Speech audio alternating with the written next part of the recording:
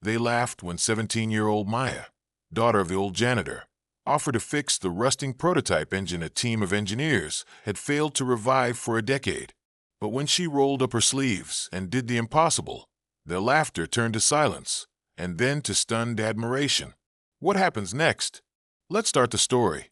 Maya Thompson had grown up in the shadows of brilliance, not in classrooms or laboratories, but in the quiet, unnoticed spaces that genius often ignored, the echoing hallways of Brighton Tech Labs where her father, Raymond Thompson, mopped floors, scrubbed toilets, and swept away the dust of other people's dreams.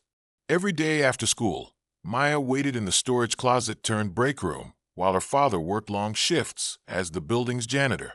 She wasn't supposed to touch anything, but curiosity knows no rules. While other kids spent afternoons watching TV or scrolling through social media, Maya wandered the facility's engineering wing, her eyes devouring schematics pinned to corkboards, her ears catching fragments of high-level conversations about propulsion, circuitry, and quantum computing. Sometimes, the scientists and engineers would leave behind broken gadgets, failed prototypes, or discarded manuals in the trash. Junk to them, but gold to Maya. By the time she turned 16, she'd reverse-engineered a robotic arm and programmed it to serve snacks. At 17, she could rewire a circuit board faster than most interns. But no one saw her, not really.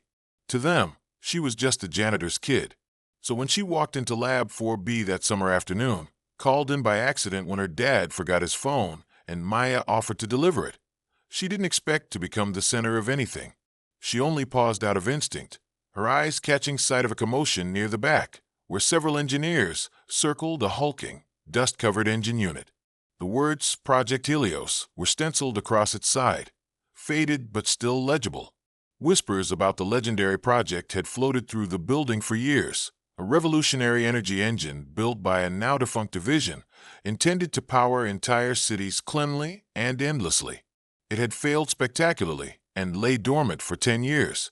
A dead dream. "We've tried everything," one engineer groaned, wiping his forehead. "The core won't stabilize.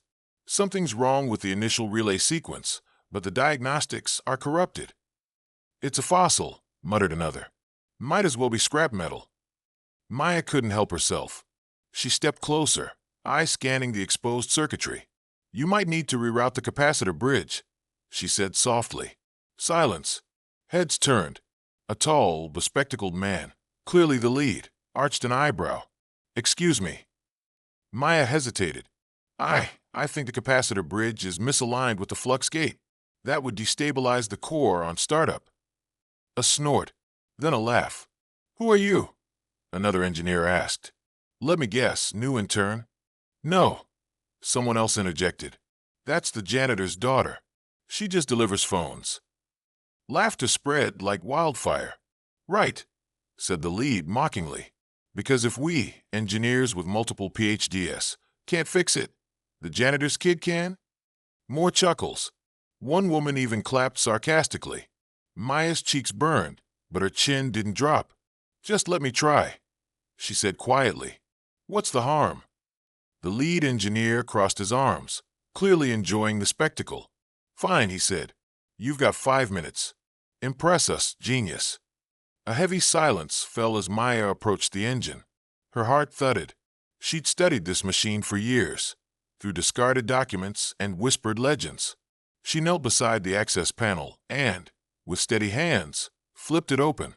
The interior was a maze of corroded wires and outdated parts, but her brain clicked into overdrive.